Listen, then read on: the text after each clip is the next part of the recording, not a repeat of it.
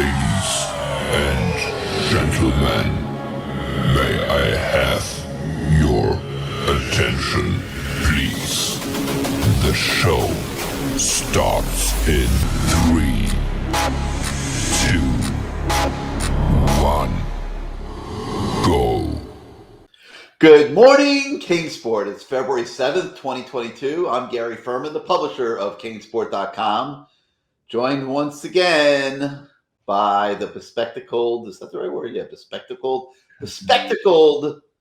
villain who has figured out some type of witchcraft potion to make me blurry on the show, Matt Shodell. But I'm going to save this for later because we have way bigger fish to fry on today's show after a wild weekend in which Mario Cristobal found himself what I would call a pretty high-profile offensive coordinator, a guy that won the Broyles Award as the top assistant in college football last season, played a big role in Michigan making the college football playoff, and that's Josh Gaddis. And Matt, you know, everybody was up in arms for weeks.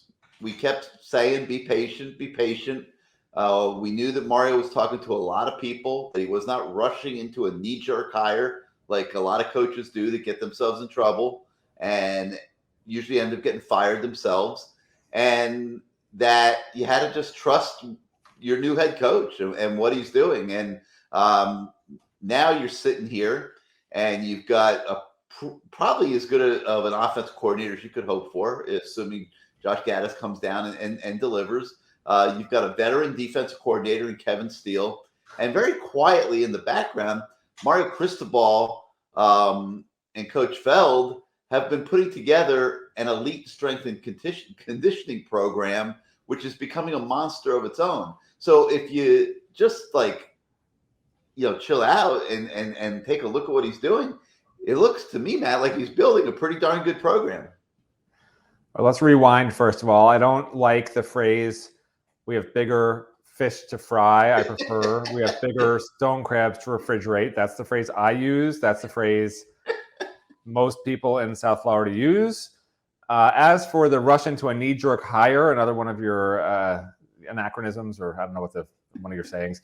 Look, to me, yeah, it's great he didn't hire some of the people he could have hired just to get it done. But I'm not sure you can phrase it that he didn't rush into a knee-jerk hire, because basically this guy came available from a set of circumstances that really developed over the last just week or two.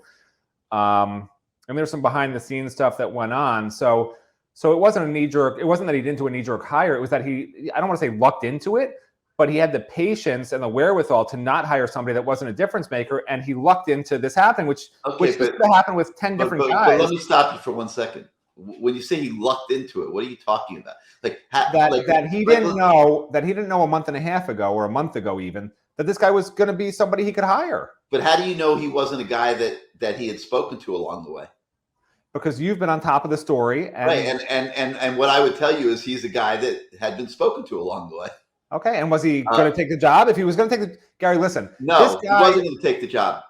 No, he wasn't. That's what I'm saying. And here's why. But Matt, let me finish. I'm going to tell you why. This is why he was not going to take the job. All the rumors that Jim Harbaugh was going to the National Football League, and he was interviewing with the Minnesota Vikings, that maybe the Miami Dolphins might take him. And Coach Gaddis was thinking, I want the head job at Michigan if Harbaugh leaves. And it wasn't until he found out, because the tea leaves were becoming obvious, that he was not going to get the job at Michigan if Harbaugh left, that he started to become receptive to leaving himself. And the proof is in the pudding here, because some text messages came to light on Sunday that he had sent to Michigan players once word of his departure to Miami started becoming known. And what he said was, unfortunately, the past few weeks has told a different story to me about the very little appreciation I have here from the administration. In life, I would never advise anyone to be where they're not wanted. So what happened here is that Gaddis got mad at the Michigan administration and suddenly became a lot more interested in this open Miami offensive coordinator job. And yes, Mario Cristobal benefited from having patience, but he was always talking to a lot of different people for this job, and many of them were erroneously rumored through the weeks. But so, like I said, Gary, he lucked into it. He lucked into it. It worked out. It all worked out. Is he playing chess while everybody else is playing chess? Listen, here's what I heard. You have your source, I have mine. What I heard is that Josh Gaddis found out he was not actually the next guy up for the head coaching job at Michigan. Correct. That's what I just said. Oh, I thought you said that he thought he was be the next guy. No, he wanted to be the next guy, and he thought he was until recently. He thought he would be, and he found out that he wouldn't be. Correct. Okay. Which led to his departure, which made Mario Cristobal waiting the genius move of the century, to use another one of your sayings that you probably love to use.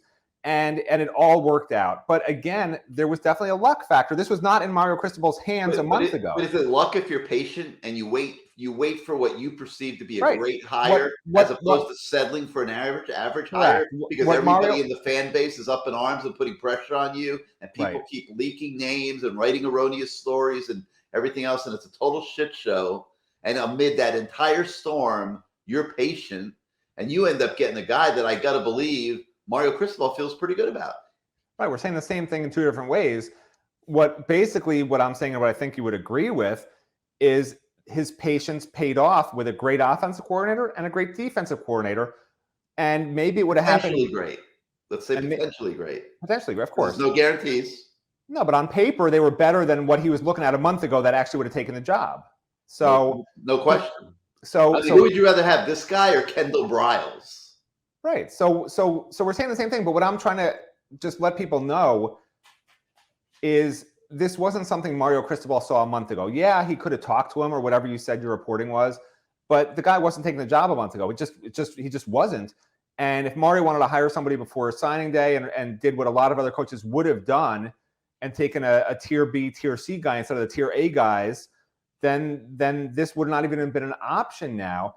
And I think what really speaks to Mario Cristobal, some people might look at it as indecisiveness on his part, and they might have said that in the last few weeks that was the perception, was that he couldn't make up his mind, he couldn't get someone who wanted to take the job. These were all these different things that people were thinking out there.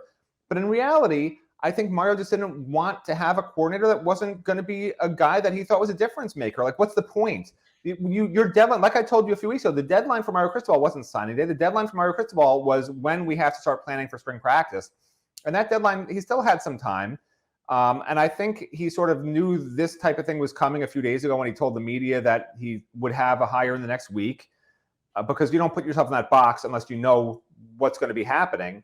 So certainly I think things ramped up in the last week, maybe even the last 2 weeks, to where he sort of felt like this was a possibility. And I think it's a great hire. And I'm sure we'll talk more about sort of, what this guy brings to the table at Miami. But yeah, sometimes it works out, and it, like, there's those lucky people that out there who they cheat on their test in high school and whatever, and they never get caught. And then you cheat once and you're sent to the principal's office. Mario Cristobal's that not that he cheats, but it's an example. So that's probably a really bad example. I don't think Mario would like that example. But he's one of those guys where things just work out, is what I'm trying to say. He takes risks, and they just seem to pay off and work out in the end. And it certainly worked out with these coordinator hires. It's not really a risk, because if it's a risk to wait if you're really just get an average guy at the end of the day, you miss the signing day window, and you didn't have. And I know you don't care about this stuff, but listen, having a coordinator a month ago, if it's the same guy you get now, it's better to have a month ago. I think you're. Who would they have signed if they had this guy in place 2 weeks ago? I think they'd just be in some potentially better shape with some of the guys that Miami's already chasing that are Michigan guys. What offensive? It's impossible to say. What offensive recruit did they not get? They got Citizen. Yeah, I don't know. I haven't got. I know they've signed some offensive players. I didn't look who was signed in the late period or whatever. But I'm at it, Michigan. I'm sure there would have been some other guys this guy would have identified and said, "Hey, these are guys that I'd like to have at Miami." We will never know. I don't think they'll tell us the names, but I'm sure there was a handful of guys he would have said if he was here a month ago, "Hey, I would have chased those guys." I'm sure. But I mean, there were other guys in the mix too, and I think that Mario was rewarded for patience here. I mean, he didn't rush into anything that he didn't feel great about. He was willing to wait for Ken Dorsey. Ken Dorsey never became available to him because he stayed in the NFL. But that was alive until the very end. I mean, there was always the possibility that Dorsey could come here, and that was definitely an option that Dorsey had. Then this Gaddis thing comes up, and it seems very appealing. I mean, I will add, it's interesting. You had done some good reporting that Mario really did want some guys from the NFL that he could potentially take for either coordinator spot, and I find it very interesting because I think you're going to find less and less this NFL to college, back to NFL thing, or just in general NFL to college, because once these college guys, these college coaches, between the NIL, you do wind up having a sort of, you can call it babysitting, that's not really a fair term, but basically having to help guide young men through their lives for 4 years, maybe 5 years. It's not easy. You get calls at all hours of the night. Kids can get into trouble at times. They don't know how to handle certain situations. You got 105 kids on the roster. Depending what your position is that you're coaching, maybe 10 or 20 of them are yours. And it's almost like these super agents who are getting calls 24 hours a day with demands or whatever. It's not easy anymore being a college coach. It's not.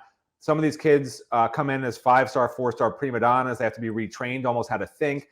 And then if these college guys go to the NFL, they realize this is a much better life for me. It didn't used to be that way. It used to be college kids were receptive to coaching perhaps more so than now. They wanted to work hard. Their goal was to get to the NFL, not to get an NIL deal. Their goal wasn't to start in year 1 or year 2 or else I'm leaving.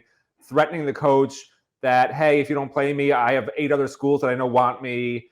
This parents, cousins, uncles who are blowing up the coach's phones nowadays. Why isn't my nephew playing? Blah, blah, blah.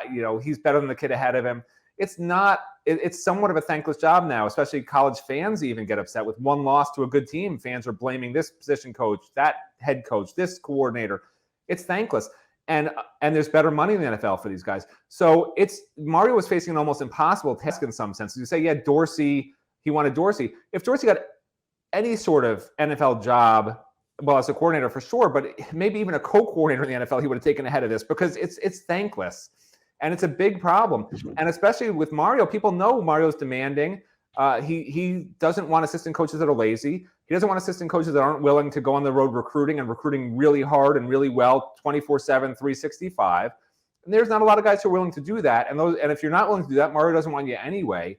But it's just creating a small pool of people you can get. So I'm really amazed that I think these are 2 high quality coordinators.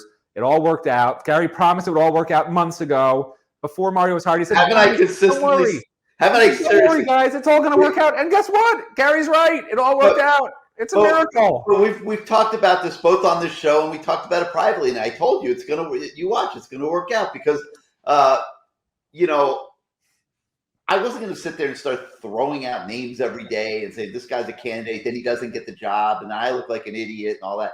But I knew that he was talking to a lot of high quality people, and I felt confident the whole way that he was going to end up with somebody really good. And it's an appealing job. He's got the money he needs to hire whoever he wants, whatever he needs to pay them. And I felt it would work out. And what we're seeing is circumstances change. And, there's a lot of scuttlebutt that there's going to be a coaching change up at Auburn, and that Kevin Steele might be a candidate for the head coaching job. And then boom, if Auburn offers Kevin Steele the head coaching job, he's gone. And Mario Cristobal's looking for a defensive coordinator again. So there's a million things that happen in coaching. You know what? That's how you know you have a great coordinator, is when other programs want him. How many coordinators have Miami had recently where you have high-profile programs saying, hey, he's a head coaching candidate? That's great. I got no problem with that. Let him be a head coaching candidate. Nobody was coming here looking to make Dan Enos a head coach. Or, I mean, Rhett Lashley got a head coaching job, so we got to give him at a major program. Yeah, we'll give the guy that we can't name credit for that. But I mean, in general, you're right. I mean, it hasn't always been this way, and it is a positive that Kevin Steele is potentially on Auburn's radar if they decide to. And by the way, the natural next step up for a coordinator at Miami who's any good is a mid-major head coaching job. That is the logical next step, unless you're like blow it out of the ballpark, and then you could be, the Auburn head coach or a head coach at a major Power 5 program. All right. And I should say that this show is presented, as always, by Life Wallet, where the time is now to take control of your personal health. And we'll be hearing more from Life Wallet here in a little bit. But Matt, a lot of time yesterday was spent looking into Josh Gaddis and just what makes him tick, why he's been successful as a co-offensive coordinator at Alabama, as an offensive coordinator at Michigan. You took a deep dive as well into a lot of that yesterday. The stories on the website for everybody to absorb. But in summary, after doing the research for that piece, what general impressions did you walk away with? So yeah, just for background, I watched a half hour where he just basically talked about his offensive philosophy, and that was an interview done in 2020, so not that long ago. And then I talked to a Michigan beat writer. We have that story today. I talked to some of my friends who are big-time Michigan fans, boosters for Michigan, go to all the games, graduated from Michigan. I have a bunch, believe it or not, a bunch of people in South Florida and South Miami went to Michigan. I don't know why there's so many Michigan people here. I mean, a lot of people go there. Yeah, so I joke with them. I said, "Oh, I quoted you in my story." You know, they're like, "Don't quote me in your story." I said, "Don't worry, I didn't quote you in the story." But anyway, so I did talk to them just to make sure that the information that I was gleaning from other sources and internet stories, researching, et cetera, this is what you do to write these stories and analyses, were accurate. So anyway, so what I gleaned from everything, just in a nutshell, is that this is not a guy that you can pigeonhole and say, this is the offense he runs. Because just in the last 4 years alone, he's been with 3 different offensive systems. He ran that Alabama system, the Alabama offense, you can call it whatever. That was the first year he was there was 2018. That was the year where they really finally went away from that all those two tight end sets, did a lot of RPO, had those 3 unbelievable quarterbacks on the roster. And then the next year he was at Michigan, and the Michigan fans that I spoke to, who I'm friends with, they all thought, this is amazing. We're bringing the Alabama offense to Michigan. Finally, this is going to be great. It's going to be just like Alabama. But lo and behold, he showed up and realized they didn't have the personnel to do the sort of things. Like their personnel was geared towards a different type of offense that would be successful versus trying to just do what Alabama did. They didn't have the athletes. They just didn't have the athletes. And so it was a heavy RPO with a lot on the quarterback, Shea Patterson doing things and relying probably more on the run game. And then in the COVID year, it was just it was almost hard to even tell what they were trying to do. They barely played any games. And then all of a sudden they wound up in a situation where their top star receiver was injured, couldn't play all year. They had a really good core of running backs, a Thunder and Lightning duo, really good offensive line, 3 really good tight ends who can catch and pass block and run block. And so Jim Harbaugh, basically, from what I gathered, told Gaddis, "We're running my Stanford offense." And Gaddis did put his own staple on it in a sense. It was a run heavy, power. But he did do it almost all out of shotgun. Still did RPO. So he brought a couple of things to the equation, and he did some, what the Michigan beat writer termed, he said, like a brilliant game plan, for instance, against Ohio State, for instance, with some of the misdirection stuff he did there. And he also pointed out that when they did throw the ball, it was almost like that old, not to make a bad comparison, but remember those Georgia Tech triple option teams where when they threw the ball, they would get 40 or 50 yards in chunk plays. So that's what it was like. Now, they threw the ball way more than Georgia Tech did. I don't want people to get the wrong impression. But they used the power run to set up the pass. Yeah, they ran the ball like maybe 60% of the time last year. But when they passed the ball, they were very explosive in the pass game, and they had some explosive runs as well. And so what I also gleaned from talking to the Michigan guy in particular is that he does think at Miami, when this guy gets here and sort of evaluates everybody, he'll be able to do that Alabama offense because the personnel here is so different than at Michigan, because Michigan's a Big Ten school that's built on these big, strong guys you recruit in Pennsylvania area, in the Northeast and in the Midwest. You get just big, powerful guys there. I was sort of But look at the pattern, Matt. Look at what they've been bringing into Miami. I want to show you something. Look at it, just along the lines of the lines of what we're talking about right now. Nobody wants to see that video that can catch in a pass again. I have a couple things to show you. No, these are new fun. Here we go, buddy. Let's go, Lily. Let's go. Let's go, Lily. Let's go, baby.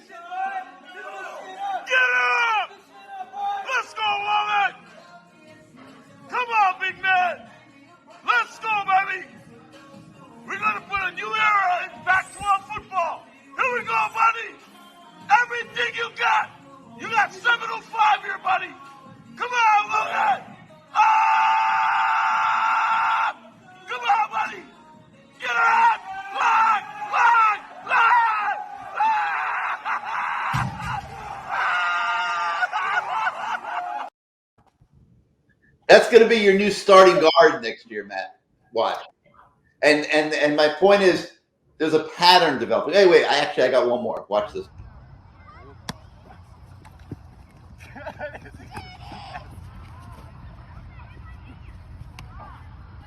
Oh yeah. McCoy, another one of your new offensive linemen. So here, and I told you I knew. By the way, do you know what else? Do you know what else weighs 705 pounds, Gary? Do you know what weighs 705 pounds? What? Navon Donaldson and Zion Nelson, and let's throw Cleveland Reed in there. That's like picking up those three, one on top of the other. Well, at least two of them. But here's the thing. Two of them don't weigh 700. But well, yeah, well, I guess close. I was a little bit over. Yeah, you're a little over. But here's two of them a little under. I know, but here's the point. There's a pattern developing. You know what? How about this? Let me say Navon, Zion Nelson, and Gary Ferman. Okay, there's a 705. I'll buy that.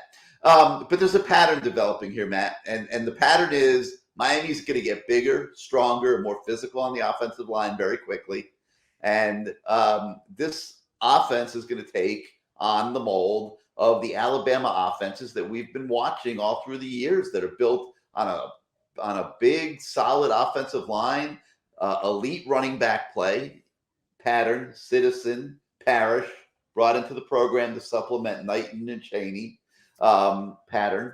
And then that doesn't mean that you can't hit the big play in the passing game. Because remember, Jerry Jeudy, Calvin Ridley, Alabama's always been able to hit the big play in the passing game because of the way they set up the run with those Heisman Trophy backs that they had and stuff. This is how Mario Cristobal is going out and starting to build the University of Miami football program to be Alabama and Georgia in the hopefully not too distant future. And you're seeing it unfold right before your very eyes. And Gaddis comes in as an offensive coordinator that was at Alabama as a co-OC. He understands this exact way of doing things and fits perfectly into the mold of what Mario's trying to do at Miami. So it's really almost like the perfect hire for Mario Cristobal. Now they just have to be able to have the results and deliver. Yeah, and something else I should mention. When he was at Alabama, they had Tua and Jalen Hurts, and the starter played 90% of the time, but the backup did play quite a bit, even not in blowouts. He got some reps here and there. And then at Michigan this past season, they used two quarterbacks as well. One who was more mobile, actually a little stronger arm, but less experience. And so it's interesting to me when you look at Van Dyke and Jake Garcia and think, because Jake Garcia is certainly more mobile than Van Dyke. And with all the RPO heavy stuff that Gaddis likes to do, I would not at all be surprised if Jake Garcia does not find himself a package of plays, not the Tate Martell package of plays that he who can't be named had, but an actual workable package of plays where there's going to be certain entire series perhaps or entire opponents where he could play quite a bit depending on the matchups, and they can really mess with some teams because there's certain things that teams know Tyler Van Dyke won't do. And yeah, Tyler had some good runs last year, but when he runs RPO, a very high amount of the time, he's not keeping the ball and running it like De'Ara King did. Jake Garcia is maybe a different animal in that regard. He is definitely quicker and more apt to be able to make plays down the field with his legs. So if they're both, looking really good in the spring and in the fall, I think it would be really, I would not be surprised at all to see Garcia play not just in a game or two, but in every game in certain capacities. I agree and we've talked about this on this show in the past, if you had taken a poll back in September of people on the team, people in the program, coaches, players, whatever, and you said, predict for me who is going to be the future quarterback at the U, I think 75% at least would have said Jake Garcia based on what they had seen to that point on the practice field. Now, you got to give Tyler Van Dyke all the credit in the world. He deserves every single bit of it. He had the opportunity. Jake Garcia got hurt. It became his job 100%. He took that football and he ran with it, okay? And ran with it as well as somebody can. Just put up big performance after big performance after big performance.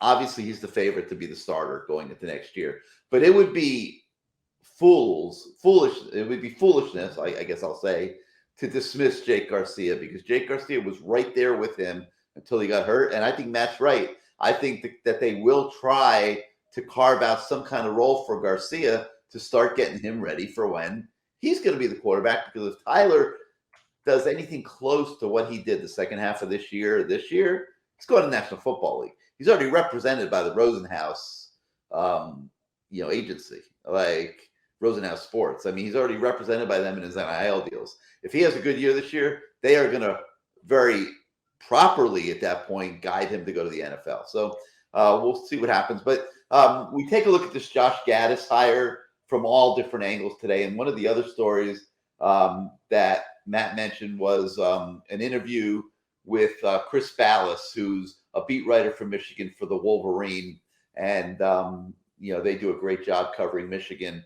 And, Chris has some interesting things to say. So that's another viewpoint that you'll get on the website. Yeah, well, I also want to go back because I think about 2 minutes ago you said, I think Matt's right. I'm making that my new ringtone, so I appreciate you said that. And then I also want to mention the running backs because I think with Gaddis' hire, this will have personnel ramifications at running back. He's showing he prefers to use bigger backs, power backs, behind a big, strong, physical offensive line. At least, maybe that's just happened to be the personnel he had that he thinks worked best, but that's what he's used. That's what he's used to having. And he does like to have them receive the ball as well out of the backfield, for sure. But I do think that on paper, at least, this will favor Don Chaney and Gervonta Citizen to at least get longer looks than they otherwise may have, given the fact that there's a returning starter who's done really well and a transfer they brought in who's similar to the returning starter. So that's going to be really interesting this spring to see how they split up these reps and then moving forward into the fall to see what happens here. Because I would not be at all surprised, honestly, if Gervonta Citizen is as good as advertised and really can have these pass protecting skills that his high school coaches seem to think he has, if they translate to the college level, I wouldn't be surprised. They should not shy away from starting this guy in year one. He's an every down back who could be a monster. And you see it like at a school like Wisconsin. I only know that because my son goes there and won't stop talking about this freshman back they have. But you see these guys come in, and it's not like the old days where these freshmen were, needed to put on a ton of weight and just weren't ready and couldn't pass practice. Some of these kids come in now, and they look like college seniors, and they can play like college seniors. And I think this is one of those kids who just is above higher. What do you say? He's older than his age. I don't know how to put it, but he plays older than his age. All right, there's so much more on the website as well today. Before we get to that, let's take a moment and hear from Life Wallet and Gilbert Frierson. 911, what's your emergency? When you're injured or suffering a medical emergency,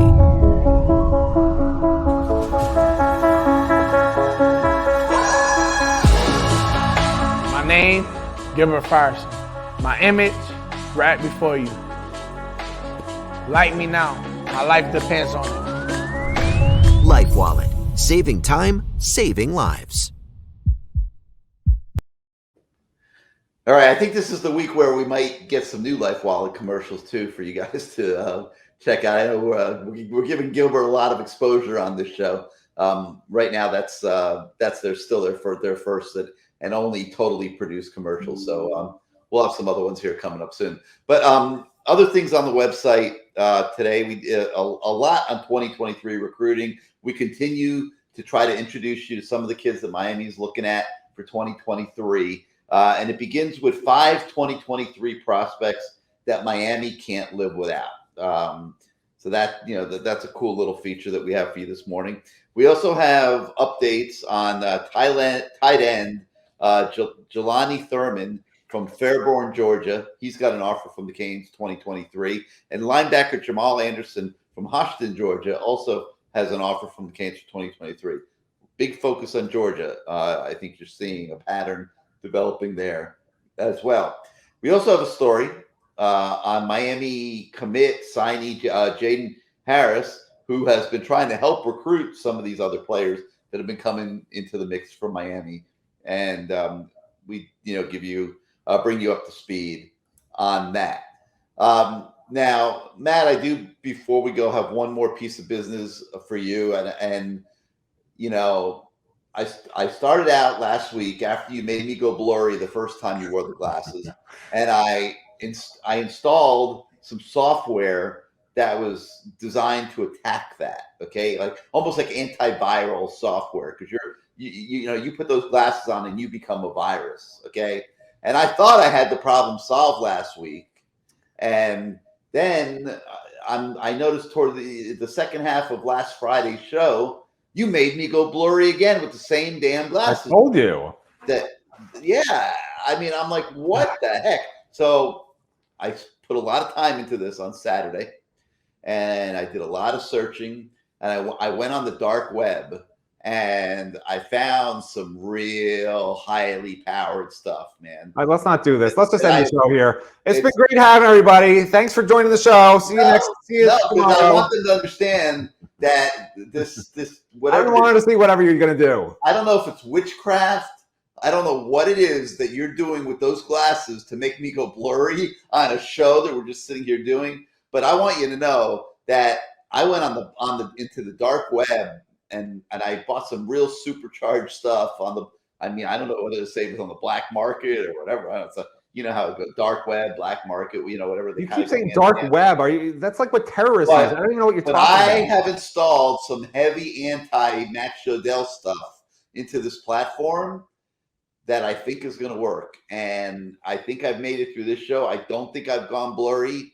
And I think I got you licked now. And so, you know. Listen, I'm just glad you didn't put the photo up of where I was this weekend. So you did me a favor there. Oh, shoot. Yeah, you're right.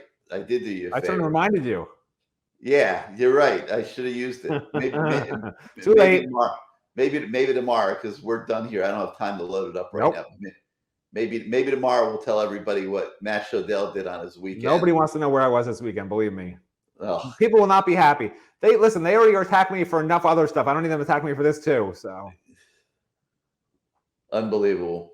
All right, but that's going to do it for today. Maybe tomorrow we'll load up those photos and let you guys know where Matt was this weekend. It's pretty funny. But for Matt Shodell, I'm Gary Ferman. In Focus, we thank you for joining us once again on Good Morning CaneSport. And we'll see you tomorrow morning, everybody, maybe with some more staff hires, which I think are on the horizon.